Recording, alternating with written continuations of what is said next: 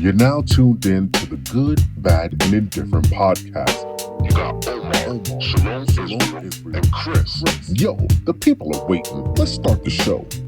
You are allowed to begin again, but this time from the center of your soul. You are here to live from your heart, to express, to create, to shine without apology. Let this be the moment you stop waiting for permission. Let this be the moment you choose yourself. Choose oneself. Yep, this is from at Moon Omens. Oh, on IG, one of my favorite accounts. Over the Moon. Yes. That was beautiful. You know what I mean? Speaking about choosing ourselves, let's talk about choosing another. When Harry Met Sally, y'all, one of my favorite movies of all time. The Measure of a Friend. You know, like in Harry Met Sally, they went through like this friendship. Yep. You know, and it evolved. It went from one thing to the other. But let's talk about friendships, like friends. Definitely talk about friends. What does it mean to be a friend? Thank you for being a friend. I will not. Listen, you're not gonna disrespect Chris's favorite show. We can't do this. I mean, you're welcome.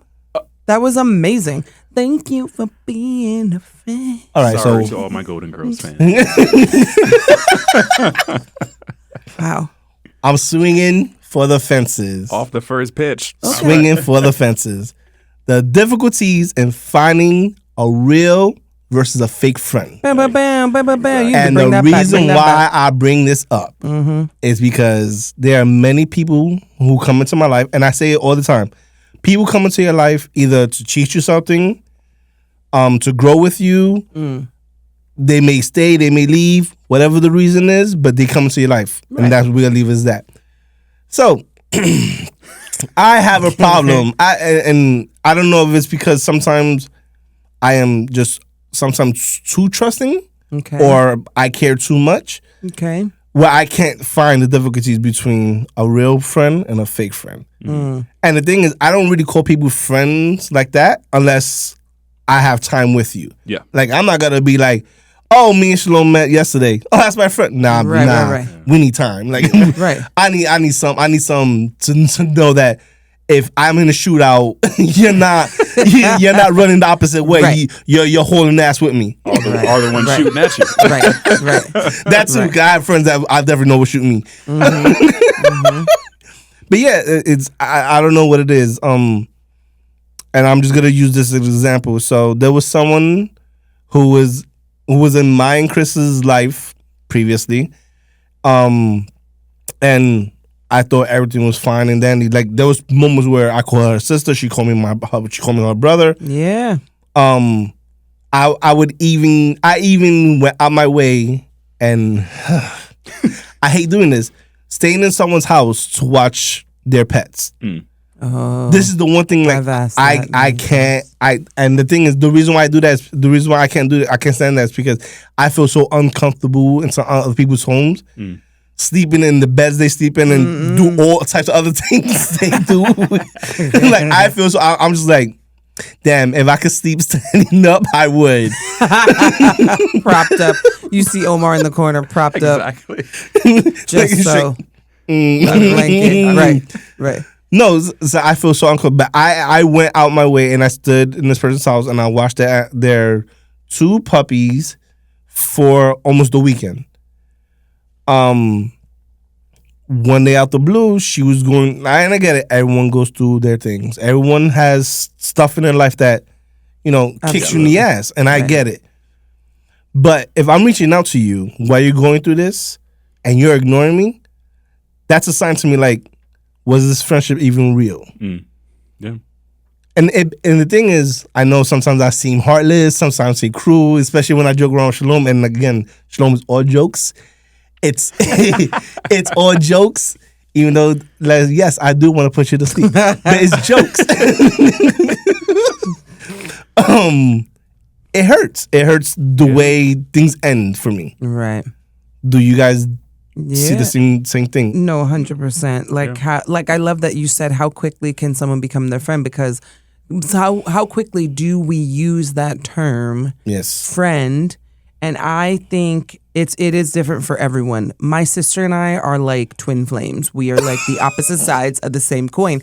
And I keep reminding her, people have to earn your trust and your friendship. Yes. Because my sister be out here like, oh, I met Sally 2 days ago. Now we going to the Bahamas. Has a copy of my house key and everything. You know right? what I mean? She's never done that because my sister is really smart. But like, I'll be like, boo boo. Like, I know you for 3 years. Yeah. I still don't like you. Still are out here. Like, Yes. But that's only because, like, to your point, Omar, I'm like, you don't know what people are made of, and even in your case, when you exchange these, what we consider or what you perceive in your mind as high value favors, experiences, and then next thing you know, they coming out their ass like not reciprocating it, or you find that they're not trusting of you because you're like, oh, are you all right? And it's a clear sign that they don't necessarily trust you. So I'm just like, I feel like it takes several tiers for me. Like, you know, if you picture it like an onion, and like in the center are like my core besties, and then like you go out several layers of this onion or whatever. It takes a while to get to that core. You know what I'm saying? And I'm when I just say hello to you, I'm like, I don't know you. You don't know me. I don't be telling anybody. My sister be telling everybody her business. She be out here like her whole government in passing. And then she'll be like, yeah, I was doing whatever, and we spoke about life and the dangers of the Lord, you know, all these things. And I'm like, you had that conversation? How did you do it? Like, I was this like, is the drive-through at McDonald's. What at Starbucks, my sister will be like, and yeah, that cashier has just gone through a divorce. And I'm like, how did you even get to divorce from a latte, non-sip, foam cap, coconut milk? You know what I mean? Wow. All that. And my sister's like, really? And I'll be like, yeah, girl. Like, I'll be like, I will walk away from a conversation. Someone may have told me their story. Yeah. Sure. Congratulations. They will know nothing about me. Exactly. By design. Because I don't know you. Like, I don't know you. No, So I love how there are varying levels, but everybody is so nuanced in that.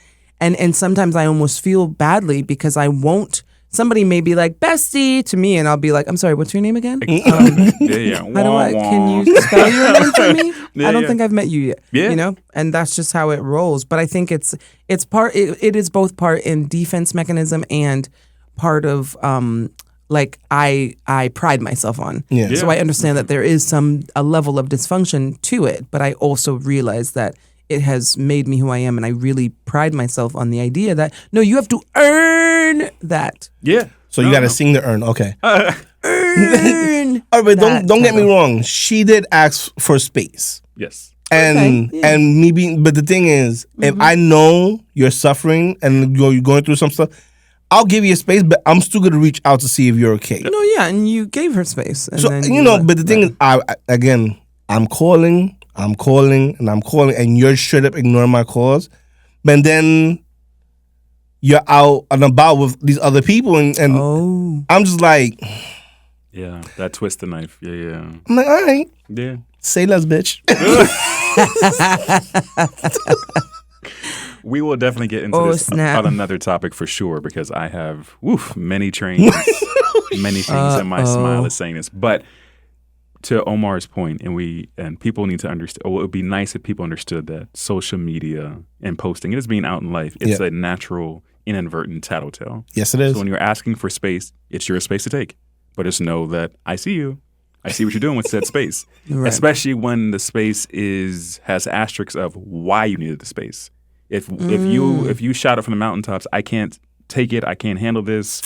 It's me against the world. I have no time. Yep. I got bags on top of bags on bags under my eyes. Can't do nothing. And then I see you, strutting with a McFlurry down the street. I'm like, now hold on now. Hold on. Wait a minute. Again, it's your life. It's your life, right? I mean that. But like, hold on.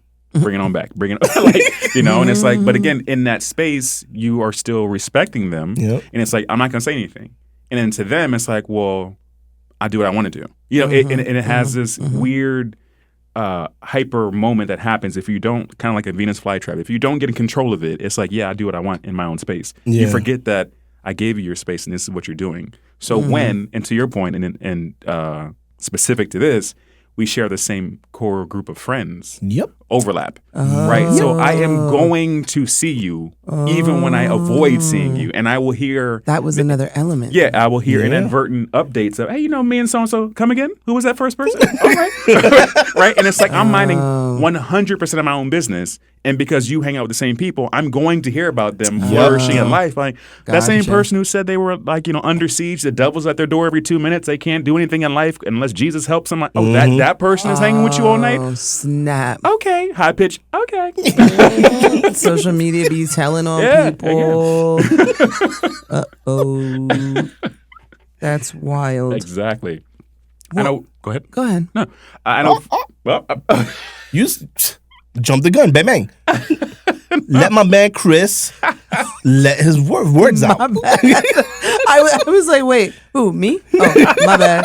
My bad, Chris. you're not my friend. Oh, wow, I'm cold again. I know. I'm cold. I keep getting cold. We are friends. We are friends. Kumbaya. For me, I always have this moment where I'm thinking, like, when does the line get crossed? Right. You know, between friendship and when is it felt? Is it assumed? And how is that different for everybody? Right. To your point with your sister, right? And I'll say for my brother, and he probably won't like me saying this, but I'll never forget this. We were at the stoplight in his car, and you know, I think I have a name for it, but panhandlers. Yeah. Okay. He came up with a dusty, raggedy rag, you know, twice used newspaper. Let me clean your window. Rather than, now mind you, window, not tinted, not no tank, not your, you know, I can see you through my car. Yeah. You can see me shaking my head, no. My brother rolls the window, not a quarter, not a fraction, all the way down to tell the person, I don't have any money. But no, I had this conversation. I was like, if you don't roll that window. I had all to freeze. I was up. like, if you don't. But maybe he wanted to have a He conversation. did. But I'm like, why? let me out first.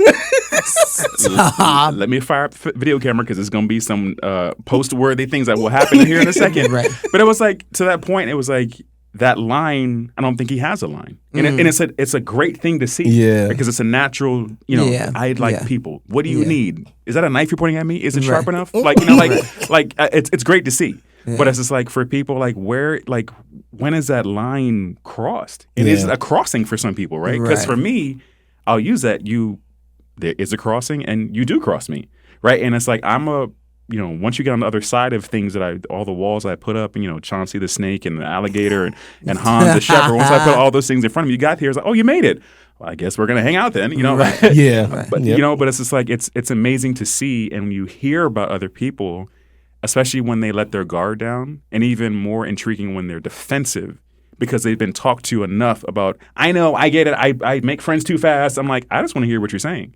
Why are you so defensive about it? It's maybe because you know you're giving the word friend too fast. Too liberally. Yeah. And to you being an educator, you see this all the time. Like, hey, you know, we'll use John and Jane names. Hey, where's Jane? Oh, my friend? Like, wait, this first day of school. Right? And you already called them your friend, but then they act as if they're their friends. Yeah. Sharing lunch, we're going to recess. They already got into a fight already. You know, we're napping together. Like, dang, it's only been like 2 hours. And all these life things have happened.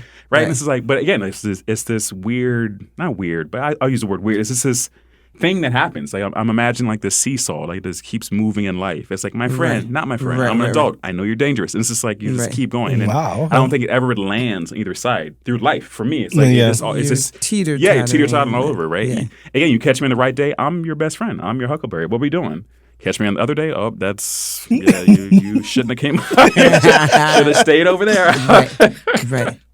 Oh my God, I love that you brought that up though, Chris, because the expectations, like that you brought up the kids, because when we are little, there is a different level of expectations, and there are different assumptions of what that word means, and it's much simpler, which is why children can call each other friends. Yeah, because that means we're sharing juice boxes, we're going to recess together, and what were these life experiences that can be catastrophic make us bonded at the hip. Yeah. And then as we get older, how do we end up losing that? And potentially because the life experiences that we're having are so much more either intimate, or they're so much more tumultuous, or so much more traumatizing, and so much more lasting, rather than I lost my juice box.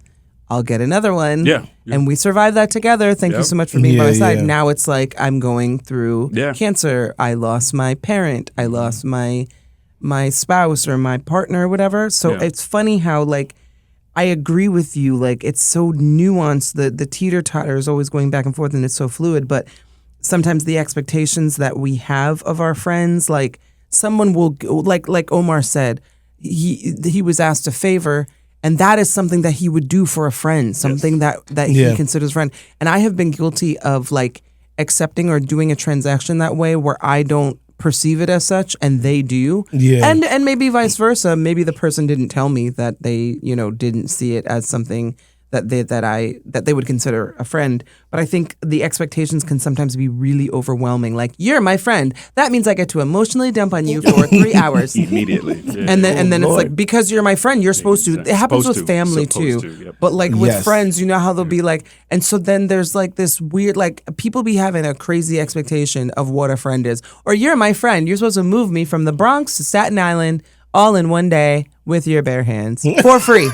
Walking uphill And both ways. and a 7-story walk up. You know what I mean? Like, and I don't have money for food. right. And I can't even feed you when I'm done. Like, and then it's like, but are we supposed to just do that because we have that title? And is it like, you're welcome, such a compliment that you consider me a friend, and now I have to do a 7-story walk up move? Or I have to listen to you vent for like 7 hours. And I think it's I do think it's important, but I think sometimes that can be wild what we expect of our friends. Yeah. And then it's like, so I would rather not be your friends, which might be why I'm having another full circle moment. Here we go. Our friendship circles shrink as we get older because Ooh, you can yeah. only tolerate, our capacity can Yeah. only, so when you're going through it, Yeah. and then your friend is like, sit down and Going listen to through me it. for 8 hours, and you literally just had a day. Like, Yeah. so maybe it's that we don't have the capacity to take on that many friendships, Okay. you No, know? for sure. And when you're little and you're like, oh, I can't find my purple crayon, you can have like 25 best friends because it's like your purple Immediately. crayon went missing and Yeah. you get through it together. But as you get older, oh my God, that's what I just thought of. And you just hit me with something. Sorry, before No, you no, go. The expectation. I know, again, moving up here to New York City, I wanted the expectation of having those. What did y'all do last night? Oh man, my roommate. This happened. The barbecue, all that stuff. And so when I heard the word friend, I removed that friend expectation and put on the whole umbrella of, I want the expectation of what I hear all the time of, we went, we flew to Spain last night, that we just, all these friend, what do you call those things? Spontaneous things that you wow. hear. Yeah, yeah. I had the best roommate situation. I watched my friend's dog, and guess who came over delivering pizza? Brad Pitt. All this, crazy stuff, right? That only happens when you hang out with certain friends. It's like that, to your point, when you put that word expectation, I removed that and just put it on just the word friend. Yeah, yeah. And then it was like, I want what everyone's talking about. I want the wild stories, the dumping on you for 8 hours and, all this, crazy stuff. They cook dinner. They have a pizza oven. I wanted all of these things. Yeah. And it was like, I skipped over even what we're talking about. Do I even know what to expect from myself with a friend? I just want the highlights. I just want to highlight real friendship. Wow. Right? Okay. Because again, with the backdrop of New York, why wouldn't it happen? The city never sleeps. Let's go on the train at 3 a.m. and have this wake up at Coney Island. Now, all these crazy things, right? So Not wake up at Coney Island. Jesus. I hear these things. I hear these things like, man, where'd you go? Man, you'll never guess. And you go into this whole story. It's like, what? It's like, I want that. I understand what you mean. Yeah. Right. So, yeah. So Interesting. the expectation of the friendship. So my thing is, when a friendship becomes so strong, and I mentioned it, you consider the person family. Yeah. Now the reason why I bring that up is because you both know I dealt with leukemia, not once but twice, and I survived it twice. Thank God. Beat it. Anyway, so the first time I was dealing with it, I was still taking classes at our dance school, which we all met there. And something happened to my body where it was just not responding at all to anything. So my doctor informed me to take time off. So I took time off. Now, when I came back, there was a gentleman that used to work at the desk. And he hadn't seen me. He doesn't know me. All he did was sign me in. We spoke from time to time because you mentioned it too. Yeah. I'm very talkative and I know a lot of people at the front desk. he approached me. He was like, "Where have you been? Like, it's only been a year. What happened to you?" And I was like, it caught me by surprise because I was like we've never really hung out. We never really had an in-depth conversation. And you asked me what happened. So I was like, hey, if you got time, we can hang out and we can speak about it. And then we did that. We hung out and I explained to him everything that was going on. And he was like, oh, wow. And I was like, wow, like for someone to not know me at all and was that intensive of like what everything was going on, I was like, oh shit. So then me and him, like after that we hung out. I was taking his classes, or when he used to sub classes, I used to take his class. And our bond became so close. Like I see him as a little brother. Like I call him my little brother. I'm like, hey, you need anything, I'm there for you. Because that's the type of person I am. Like if we have that bond, I will drop everything for you. And I'll just be like, I'm there. Yep. Right. Well, that's awesome. That's special. Yeah, for sure. I can imagine how you feel and feeling it in your voice. I'm smiling because I was standoffish to when people would notice me the way he noticed you. Like his immediate sarcasm, like, "What you watching me for?" Right? Yeah, like, why do you need to know where I was for a year? Right? But in those moments, it's genuine. Like that you'll feel the moment blow through the walls that you put up. Like I care about you. Right? There's a reason why I wasn't just watching you to be weird. Like you usually come in on this day. Like I haven't seen you. Like you're part of my life now. Without, I know that sounds so heavy. No, but like it's using the English words correct. Like you are part of, when I come in on this day, I usually see you. Yeah. So therefore you are part of my life. So therefore I haven't seen you. Right. And so that's heartwarming. And that's at my age now, I would appreciate that and accept that. But back, earlier versions of Chris, like first of all, where are the authorities? Stop watching me. Like what are you doing? Why are you watching me? Right. Did I look good though when you watch me? What's going on? Right. The word friend is, such a widely used word, right? Yes. To me, for me it does, and I feel for others it denotes trust. Yeah. And it can cause walls to come down and go up, right? And I think that going up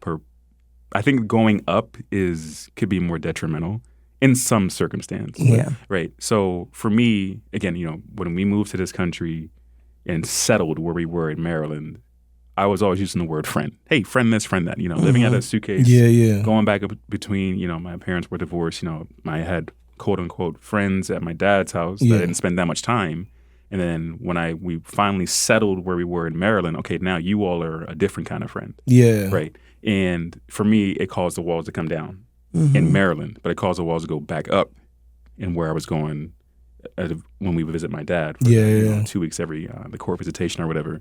And I was different. I was a different person. Like they got the bougie Chris at my dad's house. I was more than aggressive.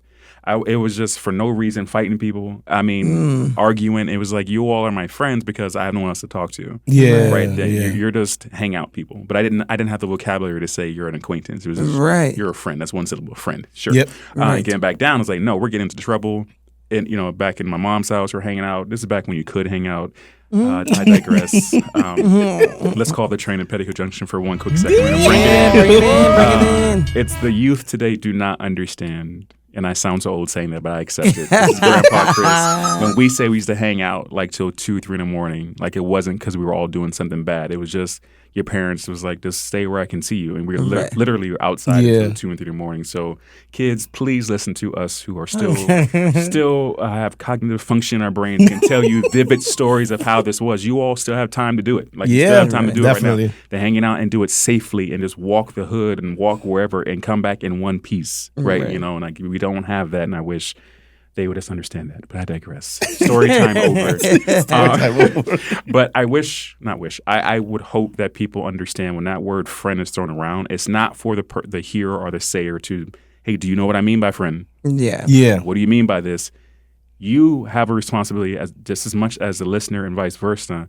When I use that word, right, that's almost like, and I hate to use a violent thing, but like when we all know this, right? You pull a gun out, hey, look, that it made an appearance.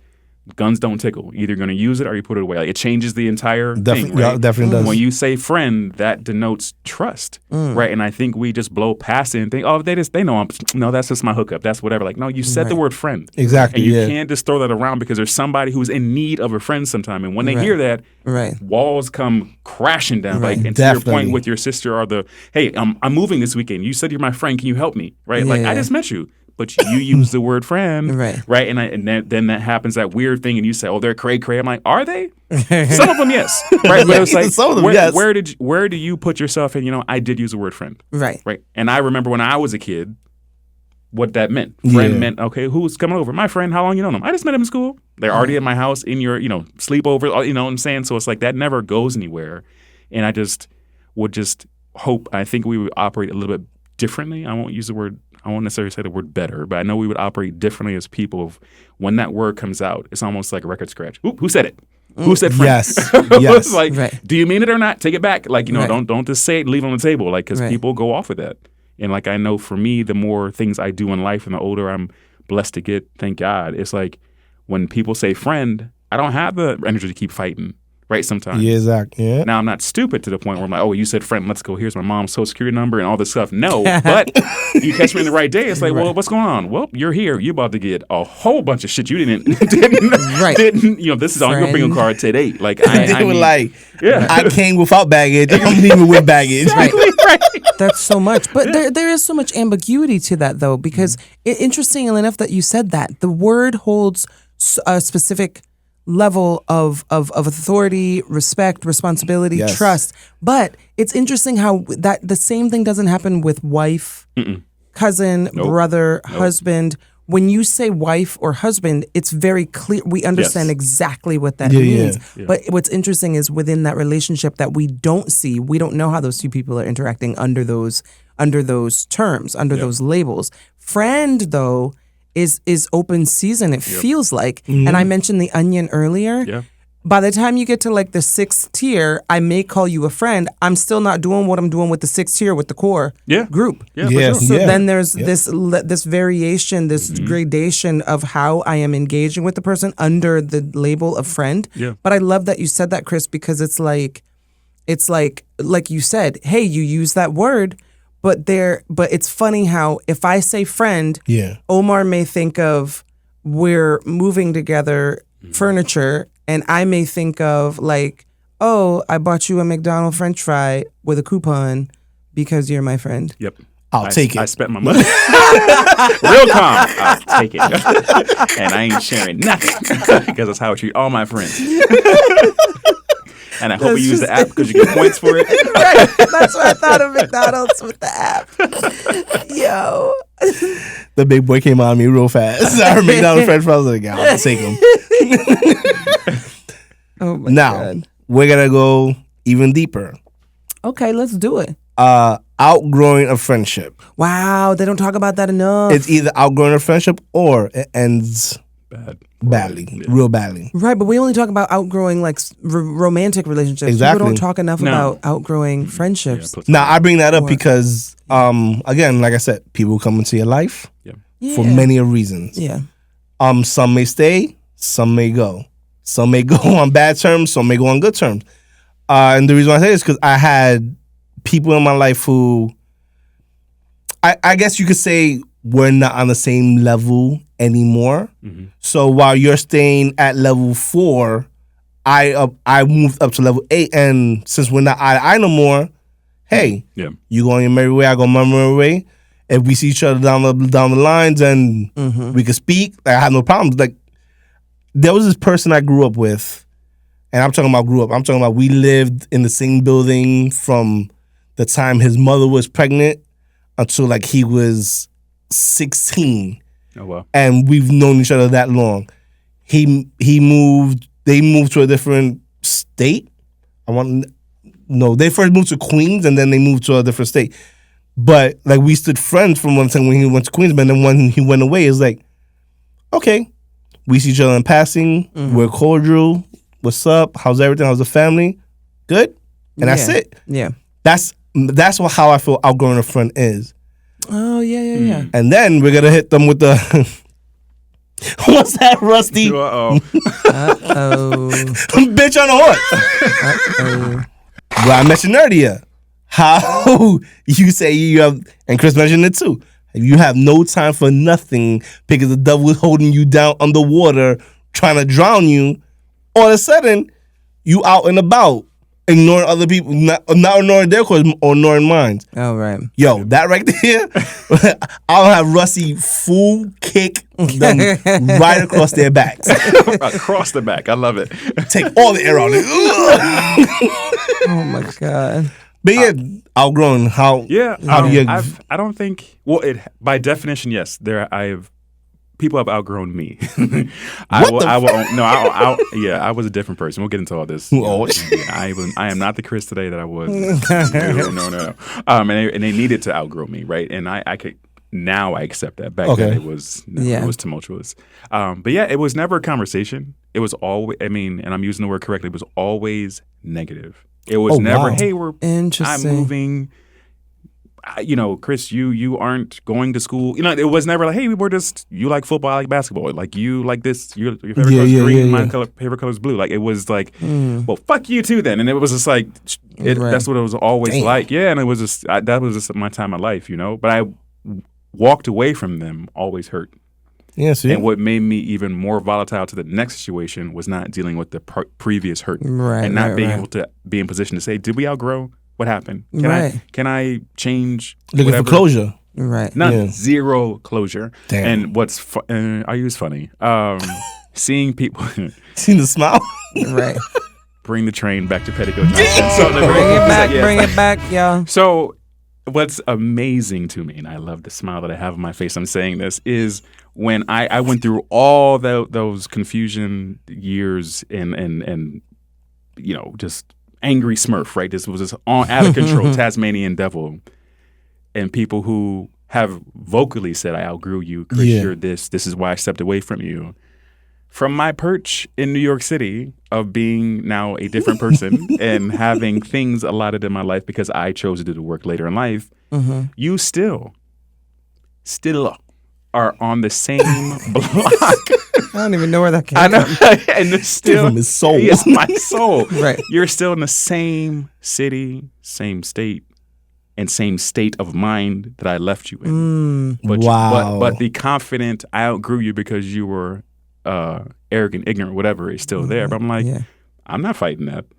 But I had to come back down to see you. And hear what I said. I had to come back down to see you. Yes, travel down, but I had to also come back down to see you. Yeah, right? So it's like a whole level thing. You're to the outgrowing, you're so focused on that you were mature back then, and I'm applauding you. I needed it. What have you done since then? And I'm not saying I'm better than anybody else. That's not what I'm saying, but I am saying that. Anyway, but it's transparency. I know, right? No, but it's just like, okay, you're harping so much on the growth of being able to know you outgrew me. Great. Yeah. You didn't grow past that, though. Exactly. Which is probably why, full circle, we did outgrow each other. Maybe it was because of you the whole time. You had the level that you were never going to pass, regardless of how friendly or not we were. That you were only going to take me to your point, I needed you in my life to educate me. Yeah. That's all you're in my life for, is to show me and to let me experience the hurt of outgrowing, but there's nothing else that's going to learn from you. Right? Right. It's funny how oftentimes adults do outgrow friends, and it's so difficult for us to let go of those periods of our life, especially when they're childhood friends. Yep. And I left geographically my childhood friends because my family moved. Yeah. New York, Deep South, Midwest, all that sort of thing. So I didn't have that struggle. Yeah. Yeah. And I look at people who do, and I applaud them because A, you do have friends from when you were 2, 3, 4, 5th grade, 6th grade. But then B, I'm like, sometimes you do outgrow your friends and you mature, emotionally, socially, maybe even career-wise, I don't know what that term would be. And then you want to hold on to these people who are literally ball and chaining you down. Yeah. But it's a really tricky, nuanced thing as adults, For sure. I feel like we need a moment to pause, you all, because we said some really good stuff about friends. And I love that Omar brought up the outgrowing of friendships, because people don't talk about that enough. At all. Good, bad, indifferent. I think that what is really good about it is... Pausing. Friendships allow for us to just be, like who we are. And when you do find that person that's a friend, you get to exist within that space with someone who's observing you in your authentic self. Oh, wow. Okay. Oh. All right, I'll go with the bad. Just the fakeness of some people. Oof. Just be real from the jump, and shit will be nice and neat in the end. Yeah. Right. No, for sure. That leaves me with the word indifferent, right? So that's good, bad, and indifferent. Boom. Bang, bang. Set the name of the show. When that F word comes out, and not the F bomb we're so familiar with, when the friend word comes out, let that dictate it, right? Give yourself whatever time being relative. When I say friend, read the room. Yes. Read the person you're looking at. Are they looking at you in your eyes? Is their body language, shoulders open to you? Are they open to this? And if not, you can't erase time, but maybe that's when you start curtailing the conversation. Yeah. Mm-hmm. If I jump out and say, hey, Omar, you're my friend, and you're like, shh, whatever. Yeah, the train's Right. coming. Like, Right. wrap it up versus, hey, I'm moving tomorrow. Can you help me, friend? Like, no, you said it and they weren't receptive. Maybe that's when you start reeling that fish right back in type thing, right? For sure. Indeed. Sure. And on that note, what we learn, kids. Peace. What's up, y'all? This is Omar Shalom Israel. And Chris. from The Good, Bad, and Indifferent. We want to thank you for listening to this episode. You can find us wherever you get your podcasts, on IG, YouTube, TikTok, all of that. So go ahead, give us a follow, click on that subscribe button, leave us a comment, and do what you got to do so we can see you on the next episode.